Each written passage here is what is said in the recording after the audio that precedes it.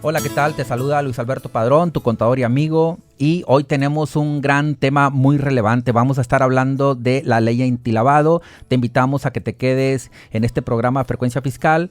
Vamos a estar hablando de cuál es el origen y los antecedentes de esta ley antilavado.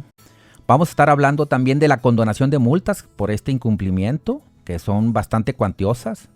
Y finalmente vamos a abordar de manera integral el programa de autorregularización en materia de antilavado, para lo cual tenemos al invitado José Luis Pérez Moreno. ¿Qué tal, José Luis? Buenas tardes. Hola, Luis, buenas tardes. Y bueno, pues a ver, José Luis, en 30 segundos dile a nuestra audiencia quién es José Luis Pérez Moreno. Bueno, José Luis Pérez Moreno es contador público. Tengo una especialización en impuestos.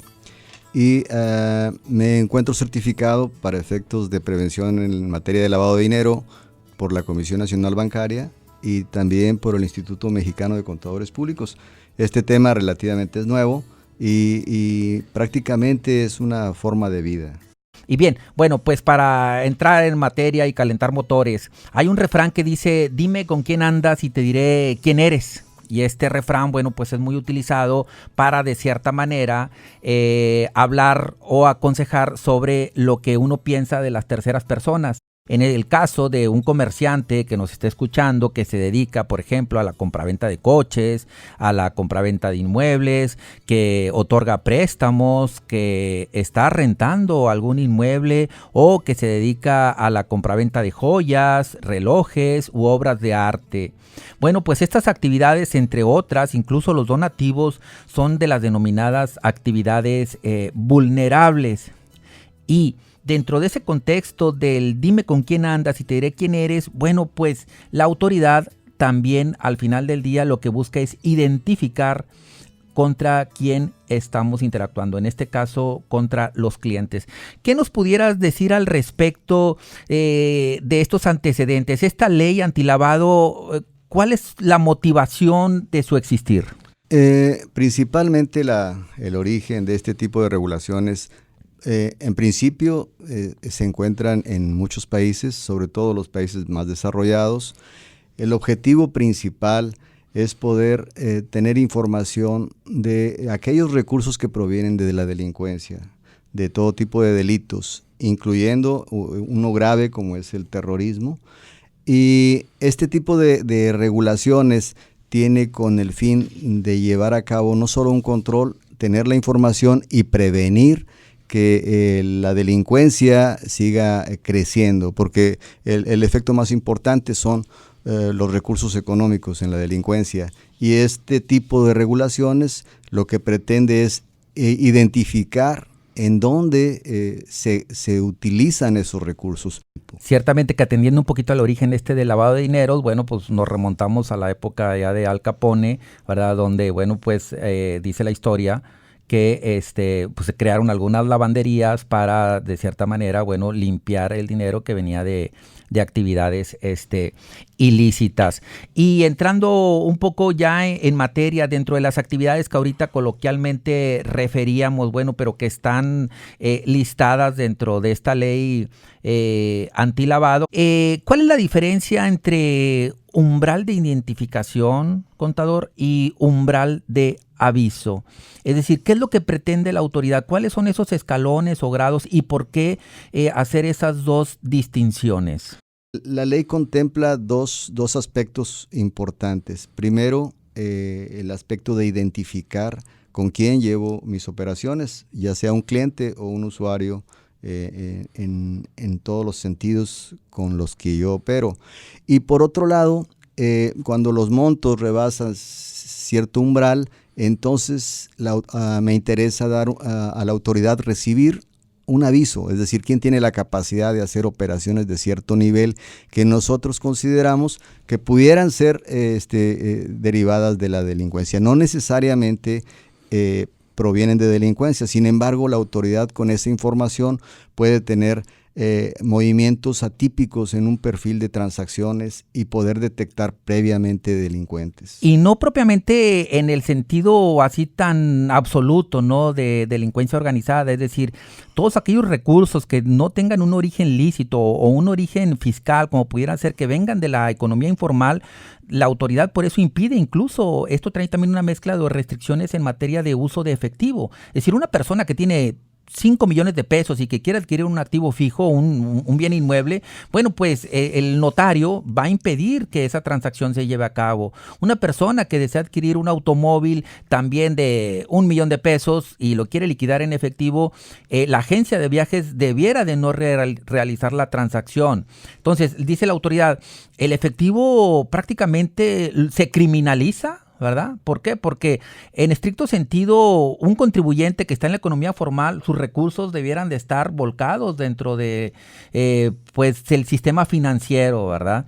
¿Qué nos puedes decir al respecto de estos umbrales? Por ejemplo, aquí estoy viendo el tema de los préstamos. El umbral son 135,000 pesos. En el caso de vehículos, 542,000 pesos. En el caso de renta de inmuebles, 271,000 pesos. En el caso de nativos, la misma cifra. Es decir, son cantidades. ¿Estas cifras son anuales, mensuales, por transacción? O porque es también la confusión que los radioescuchas de repente nos hacen llegar ahí las preguntas. Sí, en realidad los umbrales nada más es salirse de un perfil ordinario, es decir, el común de las personas no realizan transacciones de ese tipo. Me refiero al común, a la gran mayoría de los ciudadanos. Es por eso que si yo compro un vehículo que rebasa el umbral para avisar, es porque tengo la capacidad. Y si tengo la capacidad, pues siempre voy a tener dos orígenes, un origen lícito y un probable origen ilícito. Entonces, la autoridad, en este caso el SAT, a quien nosotros informamos y cuya información la pasa a la Unidad de Inteligencia Financiera, lo único que hace es recabar información para posteriormente llevar a cabo cruces con otro tipo de acceso, de información con la que cuentan, como pudiera ser sus declaraciones fiscales, y poder en un momento determinado visualizar que hay situaciones irregulares. A ver, entonces, para ir concluyendo, en esta primera parte, porque luego el radioescucha se nos confunde y nos atiborran de preguntas. Entonces, para hacer la pregunta directa y puntual, en este caso, que estamos hablando de la compraventa de automóviles, arrendamiento de inmuebles, compraventa de inmuebles, joyas y demás, ¿quién es la persona obligada? ¿El comprador o el vendedor? Porque luego se nos pudiera intimidar a alguien aquí que está intentando comprar una casa, que está como inquilino queriendo ingresar a un arrendamiento, o alguien que está intentando comprar alguna joya para la esposa por su 20 aniversario. Sí, es muy importante, la obligación corresponde a quien realiza la actividad. Digamos que es mi actividad, porque puedo no estar registrado fiscalmente, pero hago mi actividad y por el hecho de realizar esa actividad que la ley considera que puede ser vulnerada por la delincuencia para utilizarme para lavar sus recursos, entonces la obligación se me da a quien realiza la actividad. Pero esta obligación es compartida, Luis, porque el cliente o el usuario que me compra mi bien o mis servicios está obligado por la misma ley, tiene una obligación de proporcionar toda la información. Decíamos en la pregunta anterior, la obligación en los umbrales, la primera es de identificar y la segunda de dar aviso. Entonces, en la identificación es muy complicado cuando hacemos nuestras operaciones diarias porque nuestros clientes no nos quieren proporcionar la información y están obligados a ello por la misma ley. Por eso la obligación sería de ambos. Bueno, pues estamos transmitiendo desde la cabina azul aquí en las instalaciones del Tecnológico de Monterrey a través del 94.9 de FM. Les recordamos que también nos pueden sintonizar a través de Facebook Live. Estamos hablando el tema puntos claves para entender la ley antilavado con un invitado de super lujo, José Luis Pérez Moreno. Gracias. Bueno, entrando a un tema pues bastante calientito y recién publicado el pasado mes de abril 2019, que es el programa de autorregularización en materia de lavado de dinero. Si recordamos, bueno, pues esto también empata con el cambio de presidente y pareciera que no hay amnistía fiscal. La única amnistía fiscal prácticamente apunta en materia de ley antilavado y donde la autoridad te condona, por así decirlo, todas las multas que por no haber cumplido de manera oportuna. ¿Qué nos puedes decir? ¿Cuáles son los beneficios para aquellas personas que ya se ubicaron y sabes qué, contador, yo de manera habitual rento casa, yo de manera habitual compro y vendo joyas, obras de arte, automóviles y me quiero regularizar porque mi contador al final del día, ya le acabo de llamar, no hizo nada? ¿Cuáles son los beneficios? Ok, mira, en principio esto deriva de una obligación del GAFI, que es el organismo que regula el lavado de dinero.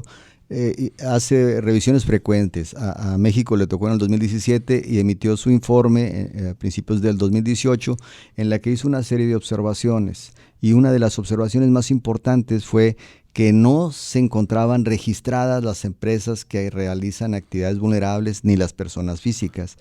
Consecuentemente, lo sancionó para que regularizara esa situación. Entonces, el SAT particularmente se vio obligado en este tipo de observaciones internacionales a llevar a cabo esta amnistía de la que tú hablas y generó la posibilidad de que se regularicen todos aquellos que han incumplido, incluso que ni se han registrado, cumpliendo ciertas reglas, es decir, solicitando que te autoricen regularizarte sin ninguna carga. Debo decirte que las cargas en multas impositivas son carísimas. Un aviso no presentado anda ahorita alrededor de 844,900 pesos por aviso, y si tú te dedicas a vender automóviles y tienes 20 avisos, bueno, son los 800 por cada uno de los avisos. Es una cosa que es muy perjudicial para el empresario, pero ahorita está la oportunidad de regularizarse. Ahora, si lo viéramos como pasos, te incorporas al programa, llega la información en el periodo de 6 meses y en automático llega la condonación de la multa, o hay que ingresar un nuevo trámite o hacer ciertas gestiones. Sucede que hay varios casos. El primer caso es regularizarme. No tengo sanciones, no tengo visitas de verificación, yo sé que debía haber cumplido, me apego a las reglas. Un requisito nada más existe, que yo esté registrado y que esté al corriente en el 2019. La regularización abarca 2013 hasta septiembre del 2013 hasta diciembre del 2018. Esta regulación no existe sanción, entonces todo lo que yo haga que voy a corregir lo puedo presentar, porque no olvides, Luis, que estas disposiciones de esta ley carece de la espontaneidad. Esto quiere decir, no es como lo fiscal. Si yo presento un aviso fuera de plazo, ya soy sujeto de una sanción. Y eso es por eso lo delicado y lo necesario que nos metamos al beneficio de las reglas. Ciertamente ese tema de la espontaneidad también no aplica en materia de ley antilavado porque no es una ley tributaria. Y fíjate, y para ir cerrando, ahorita hablabas de multas cuantiosas en el tema económico, pero tristemente el incumplir en esta ley, bueno, pues también puede llegar al punto de pena corporal. Ya así está regulado en el Código Penal Federal que aquellas personas, y la sanción será de 5 a 15 años de prisión, aquella persona que adquiera, enajene, administre, custodie, entre otras cosas, recursos y derechos que procedan de una actividad ilícita. Aquella persona que encubra, pretenda ocultar o encubrir el origen de recursos, derechos, bienes, que tengan conocimientos que proceden también de actividades ilícitas. Y la autoridad refiere o define lo que debamos de entender por actividad ilícita y dice que aquellas en donde no pueda acreditarse un origen legítimo de los mismos. Y bueno, pues al final del día, para proceder penalmente, bueno, pues la autoridad se tendría que querellar, en este caso la Secretaría de Hacienda y Crédito Público. Y dices, oye Luis Alberto, de 5 a 15 años, pues es bastantito. Bueno, pues hay un artículo 400 bis del Código Penal Federal, donde dice que esta pena se podrá incrementar desde 1/3 y hasta 1/2 en el caso de la persona que esté aplicando las conductas tenga que ver con el carácter de consejero, de administrador, de empleado, de apoderado, incluso 2 años después de haber dejado de trabajar en la empresa. ¿Cuál es tu opinión respecto de estas sanciones? En tu experiencia como experto en el área, ¿has tenido tú a la mano algunos casos donde la autoridad se haya querellado y haya activado este tema de la prisión? Sí, fíjate, en mis trabajos que he tenido como perito en materia penal fiscal, sí hay denuncias de la autoridad por temas de lavado de dinero y con la base del 400 bis. O sea, es un tema que es mejor cumplir. No es letra muerta. A pagar consecuencias. En realidad debemos de tener ¿Algunas recomendaciones finales? No, todos aquellos que puedan adherirse al programa, adelante, creo que es una buena opción. No vamos a repetirla, no vamos a tener otra oportunidad de esas.